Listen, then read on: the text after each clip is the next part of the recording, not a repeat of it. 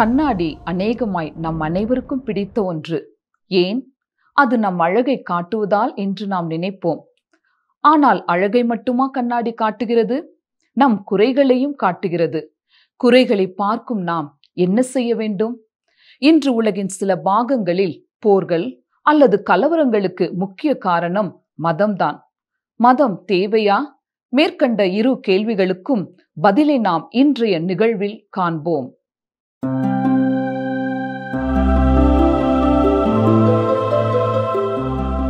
கர்த்தருடைய பரிசுத்த நாமத்திற்கு மகிமை உண்டாவதாக. கடந்த நிகழ்ச்சியிலே யாக்கோபு 1 அதிகாரம் 22 வசனத்தை விரிவாக சிந்தித்தோம். யாக்கோபு 1 அதிகாரம் 22 வசனம் என்ன சொன்னது? அல்லாமலும் நீங்கள் உங்களை வஞ்சியாதபடிக்கு திருவசனத்தை கேட்கிறவர்களாய் மாத்திரமல்ல, அதன்படி செய்கிறவர்களாயும் இருங்கள் என்று பார்த்தோம். ஆம், நம்முடைய வாழ்க்கையிலே திருவசனத்தை கேட்கிறவர்களாய் மட்டும் இருப்போம் என்றால், அதை குறித்து செயல்படவில்லை என்றால் நம்மை நாமே ஏமாற்றி கொண்டிருக்கிறோம். இன்று நாம் கற்றுக்கொள்ளப் போகும் வேத பகுதி யாக்கோபு எழுதின பொதுவான நிருபம் 1 அதிகாரம் 23 வசனம் முதல் 27 வசனம் வரை. கவனிங்கள், வாசிக்கிறேன். யாக்கோபு 1 அதிகாரம் 23 வசனம். எண்ணத்தினால் எனில் ஒருவன் திருவசனத்தை கேட்டும் அதன்படி செய்யாதவனானால் கண்ணாடியிலே தன் சுபாவ முகத்தை பார்க்கிற மனுஷனுக்கு ஒப்பாய் இருப்பான். பழங்காலங்களிலே மிகவும் பளபளப்பாய் மெருகேற்றப்பட்ட வெண்கலம் கண்ணாடியாய் பயன்படுத்தப்பட்டது. நாம் வாசித்த இந்த வசனத்திலே வேத வசனம் ஒரு கண்ணாடிக்கு ஒப்பிட்டு சொல்லப்பட்டிருக்கிறது. ஒரு கண்ணாடியை நீங்கள் பார்க்கும் பொழுது உங்களுடைய பிரதிபலிப்பை அங்கே பார்க்கிறீர்கள். நீங்கள் எப்படி இருக்கிறீர்களோ அப்படியே அது உங்களை காட்டுகிறது. உங்களுக்கு ஒரு உண்மை தெரியுமா? கண்ணாடி பொய் சொல்வதில்லை. ஆபிரகாம் லிங்கன் அவருடைய படத்தை நீங்கள் பார்ப்பீர்கள் என்றால் அவர் முகத்திலே ஒரு மறு உண்டு. ஒரு முறை சித்திரம் வரையும் ஒருவர் ஆபிரகாம் லிங்கன் அவர்களை படம் வரைவதற்காக ஒரு இடத்திலே உட்கார வைத்தார். அதற்கு பின் எந்த இடத்திலிருந்து படம் வரைந்தால் சிறப்பாய் வரைய முடியும் என்பதை பார்ப்பதற்காக பல கோணங்களிலே போய் நின்று ஆபிரகாம் லிங்கன் அவர்களை உற்று பார்த்தார். அதாவது முகத்தில் உள்ள அந்த மறு தெரியாமல் இருக்கும்படியாக வரையக்கூடிய ஒரு கோணத்தை தேடினார். இவர் என்ன செய்கிறார் என்பதை புரிந்து கொண்ட ஆபிரகாம் லிங்கன், நீங்கள் ஏன் இப்படி சுற்றி சுற்றி வருகிறீர்கள் என்பது எனக்கு புரிகிறது. என்னை நான் இருக்கும் வண்ணமாய் முகத்தில் பருவோடு நீங்கள் வரையுங்கள் என்று கோரினாராம். ஆம் பிரியமானவர்களே, ஒரு கண்ணாடியும் இதைத்தான் நமக்கு செய்கிறது. உங்கள் முகத்திலே ஒரு மறு இருக்கும் என்றால் ஒரு கண்ணாடி அதை உங்களுக்கு காட்டும். எனவே நம்மிலே பலர் கண்ணாடியின் முன் அதிக நேரம் செலவு செய்வதை விரும்புகிறதில்லை. ஆனால் அருமையான சகோதரனே, சகோதரியே, நீங்கள் எப்படிப்பட்டவர்களாக இருக்கிறீர்களோ அதையே பரிசுத்த வேதமும் உங்களுக்கு சொல்கிறது. ஒருவன் திருவசனத்தை கேட்டும் அதன்படி செய்யாதவனானால் கண்ணாடியிலே தன் சுபாவ முகத்தை பார்க்கிற மனுஷனுக்கு ஒப்பாய் இருப்பான் என்றுதான் வசனம் சொல்லுகிறது. பொதுவாக பெண்கள் எப்பொழுதும் தங்களோடு ஒரு சிறிய முகம் பார்க்கும் கண்ணாடியை எடுத்துச் செல்கிறார்கள். எந்த இடத்திற்கு சென்று சேர்ந்தாலும் மற்றவர்களை சந்திக்கும் முன்னதாக முடி எப்படி இருக்கிறது, முகம் எப்படி இருக்கிறது என்பதை அதிலே பார்த்து கொள்கிறார்கள். இன்று கண்ணாடிக்கு பதிலாக தங்கள் செல்ஃபோனிலே உள்ள கேமராவை பயன்படுத்தி தங்களை தாங்களே பார்த்து கொள்கிறார்கள்.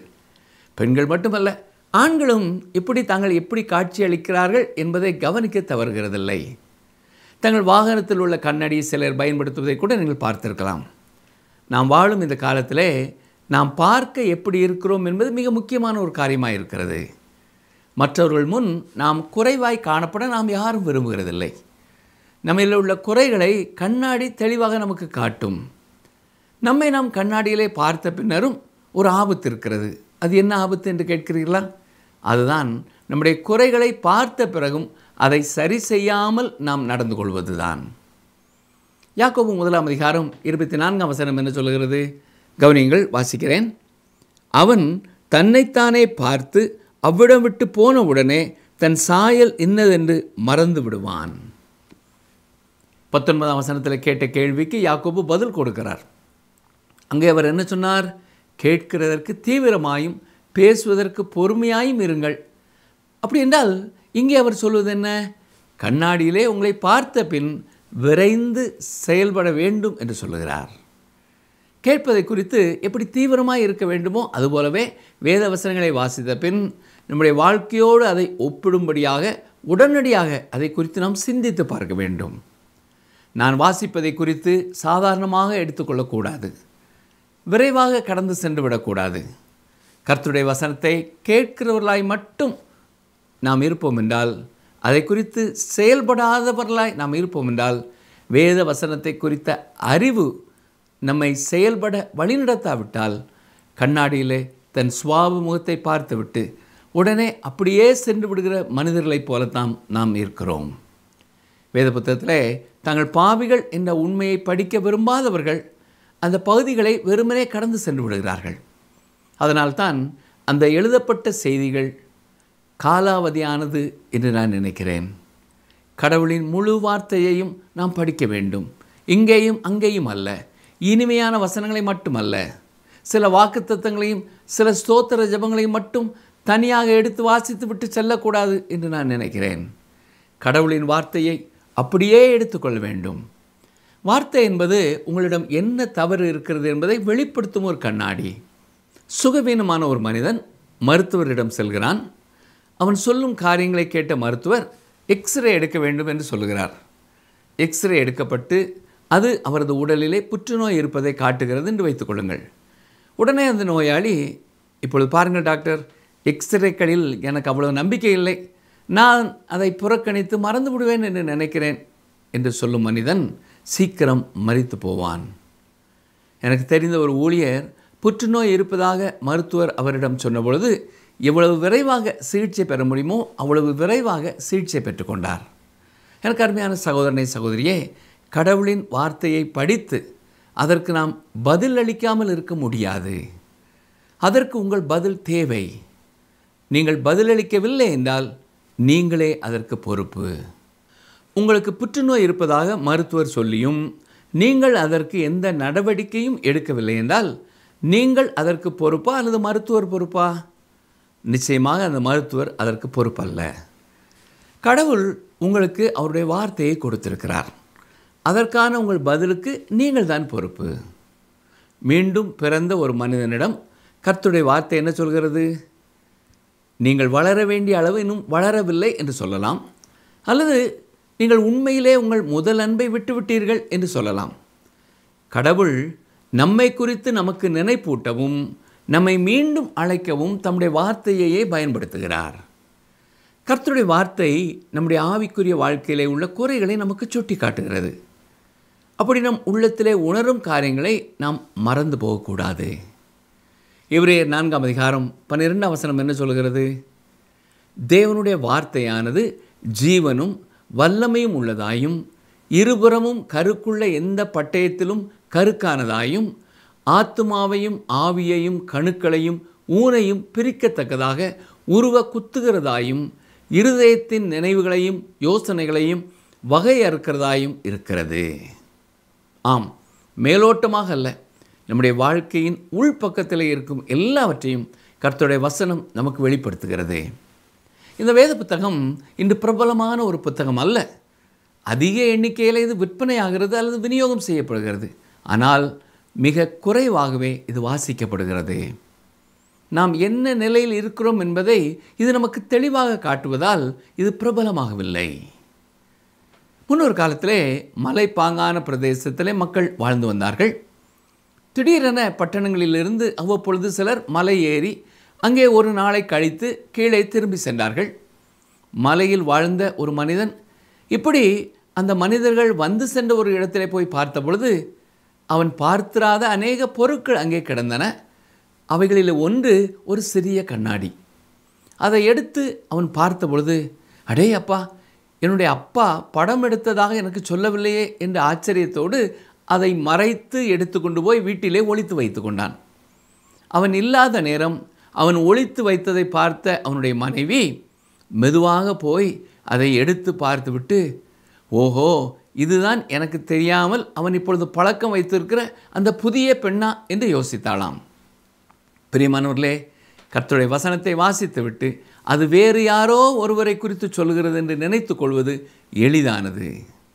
அது என்னை குறித்தும் உங்களை குறித்தும் தான் சொல்லுகிறது. வசனம் 25 பாருங்கள். யாக்கோபு 1:25 சுயாதீன பிரமாணமாகிய பூரண பிரமாணத்தை உற்று பார்த்து அதிலே நிலைத்திருக்கிறவனே கேட்கிறதை மறக்கிறவனாயிராமல் அதற்கேற்ற கிரியை செய்கிறவனாய் இருந்து தன் செய்கையில் பாக்கியவானாய் இருப்பான். இந்த வசனத்தில் உற்று பார்த்து என்ற ஒரு வார்த்தையை பார்க்கிறோம். அப்படி என்றால் மிகவும் கவனம் செலுத்தி ஊடுருவி பார்ப்பது என்று சொல்லலாம். மேலும் சுயாதீன பிரமாணம் என்பது மோசேயின் கட்டளை அல்ல, இது கிருபையின் பிரமாணம். பவுல் சொல்வது போல நியாயப்பிரமாணத்தை குறித்து யாக்கோபு சொல்லவில்லை. பவுல் நியாயப்பிரமாணத்தை குறித்து சொல்லும் பொழுது மோசேயின் நியாயப்பிரமாணத்தை குறித்து சொல்லுகிறார். நியாயப்பிரமாணம் என்று யாக்கோபு சொல்லும் பொழுது அது விசுவாசத்தின் பிரமாணம். பழைய ஏற்பாட்டின் நியாயப்பிரமாணத்திலே அன்பு இருக்கிறது, புதிய ஏற்பாட்டில் அன்பில் பிரமாணம் இருக்கிறது.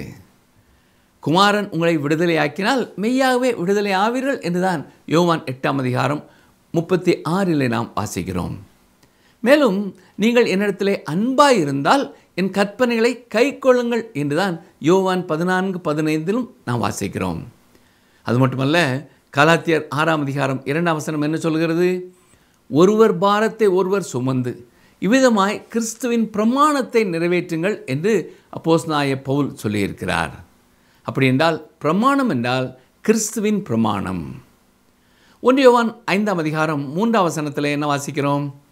நாம் தேவனுடைய கற்பனைகளை கைக்கொள்வதே அவரிடத்தில் அன்பு கூறுவதாம்.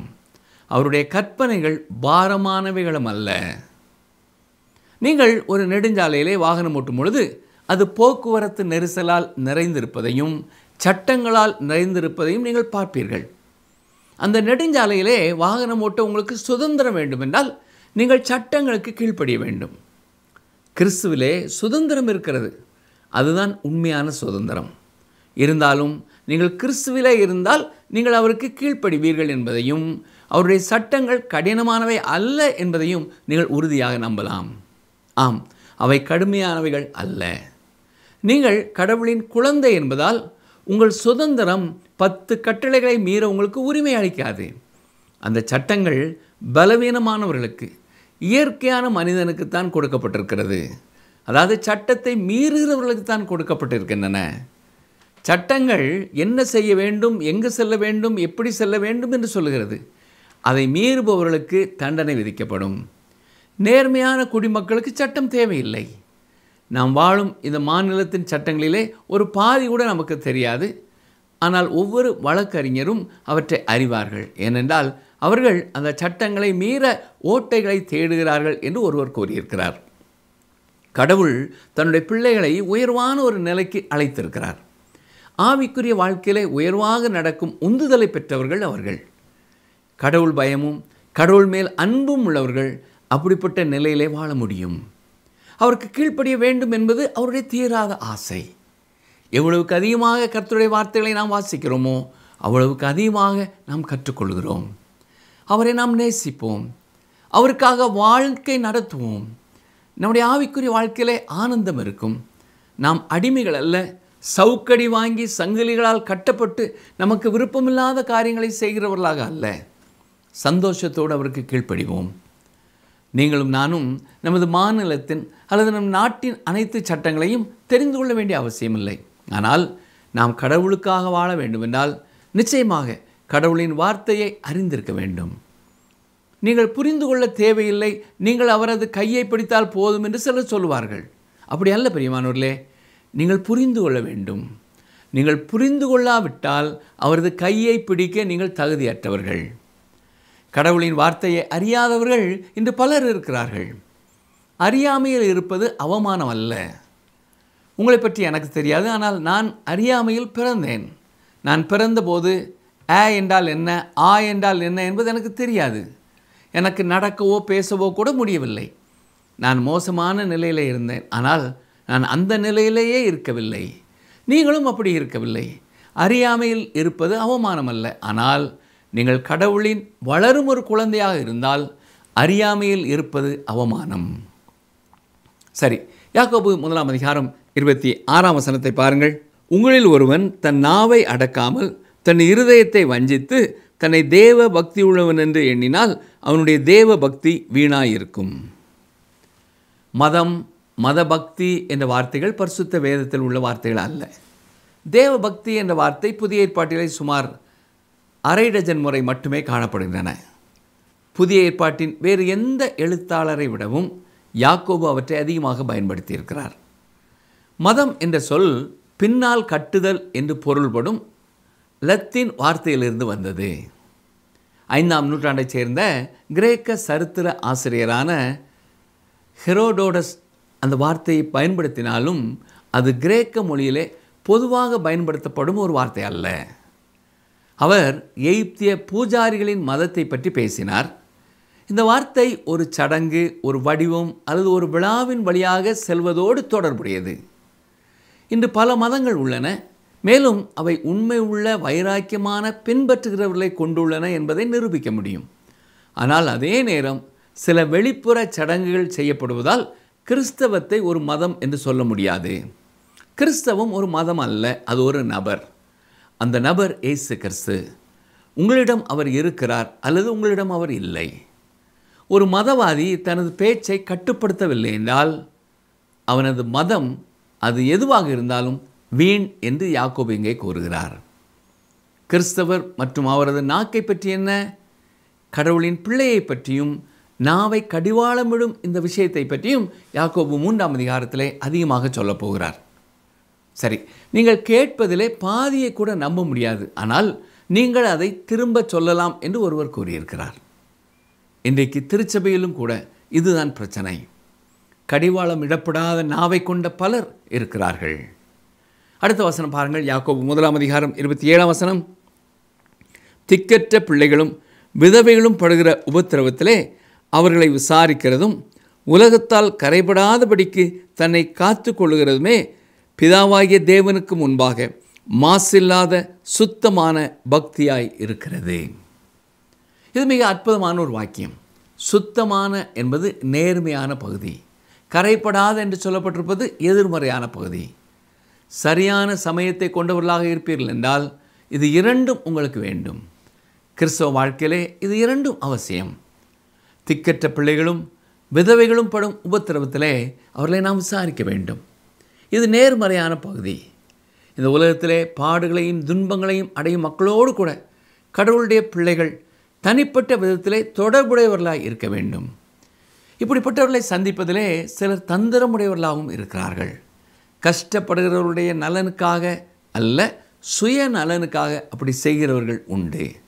ஆனால் இயேசு கிறிஸ்துவை விசுவாசிக்கும் ஒருவர் உண்மையான அன்போடு அதை செய்ய வேண்டும். தெருவில் செயல்படும் அன்பு இல்லாமல் தேவாலயத்தில் செய்யப்படும் சடங்குகள் பயனளிக்காது.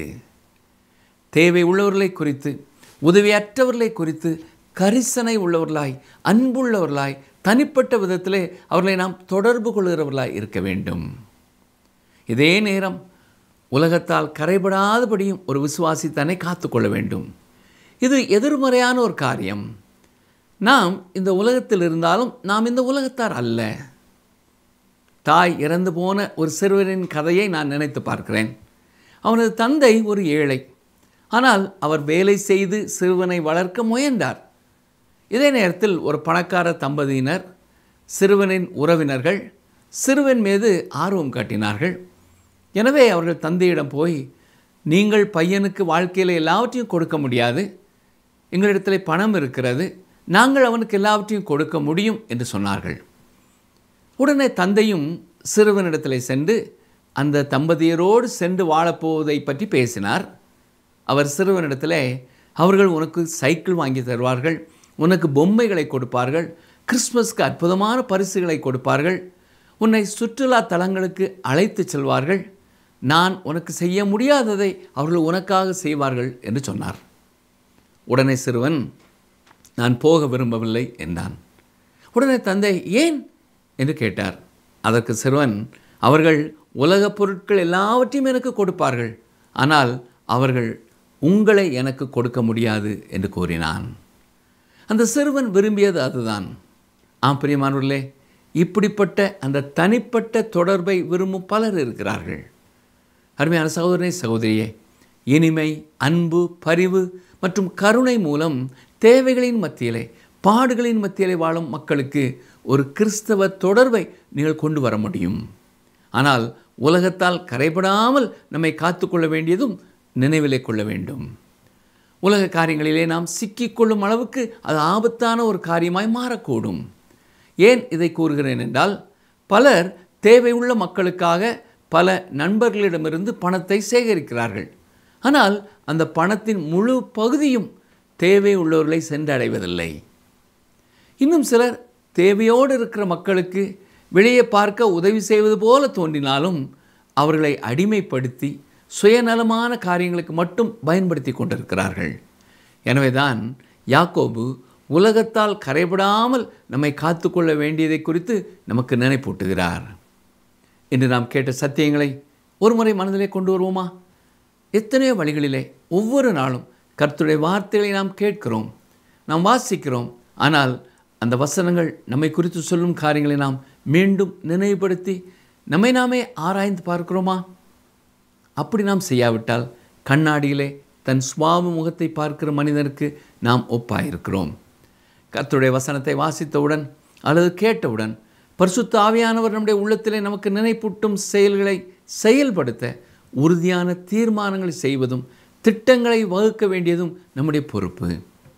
எப்படி நாம் கண்ணாடியை பார்க்கும் பொழுது நம்முடைய முகத்தில் என்ன இருக்கிறது என்பதை கவனித்து அதை சரி செய்ய உடனடியாக முகத்தை கழுவுகிறோமோ அல்லது துடைக்கிறோமோ, அதே போல நம்முடைய வாழ்க்கையின் குறைகளை பரிசுத்த வேத புத்தகம் நமக்கு காண்பிக்கும் பொழுது அதை குறித்து திட்டவட்டமான செயல்களின் மூலம் நம் வாழ்க்கையிலே அதை சொந்தமாக்கி கொள்ள வேண்டும்.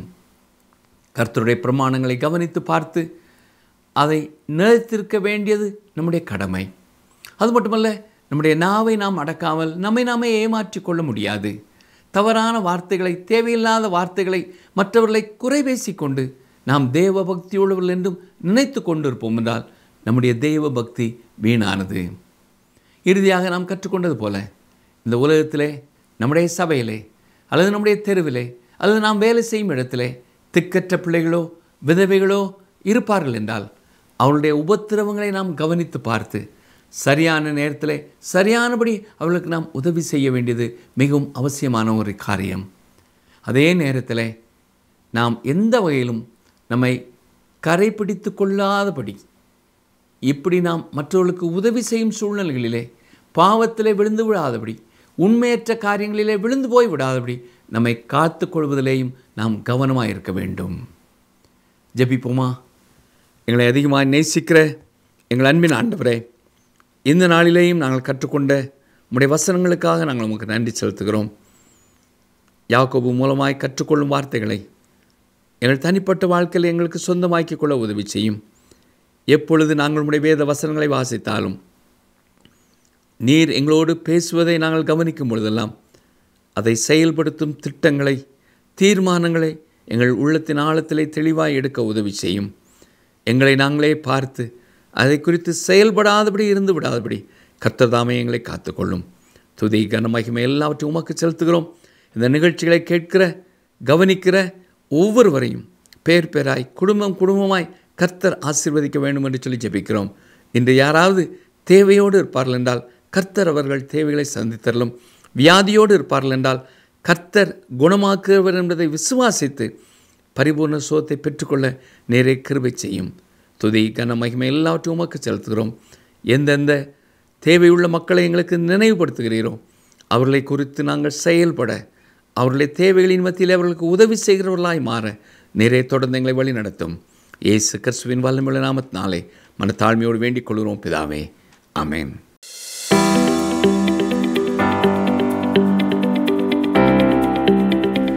எது பாரமானவைகள் அல்ல, எது பாரமானவைகள் அல்ல. ஆப்ஷன் ஏ தேவ கட்டளைகள், ஆப்ஷன் பி தேவ அன்பு, ஆப்ஷன் சி தேவ கற்பனைகள்.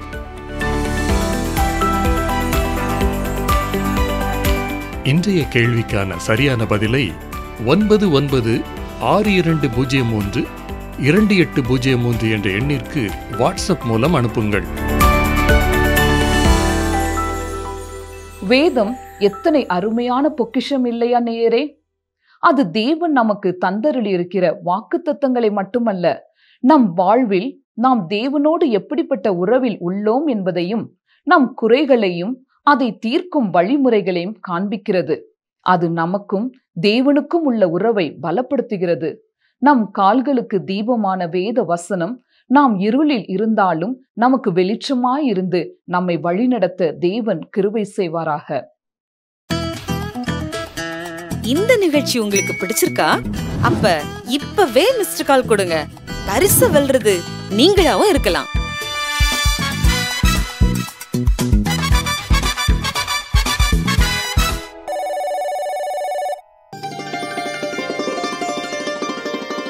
தேவனுடைய வழி உத்தமமானது, கர்த்தருடைய வசனம் புடமிடப்பட்டது. தம்மை நம்புகிற அனைவருக்கும் அவர் கேடகமாயிருக்கிறார். 2 சாமுவேல் 22:31.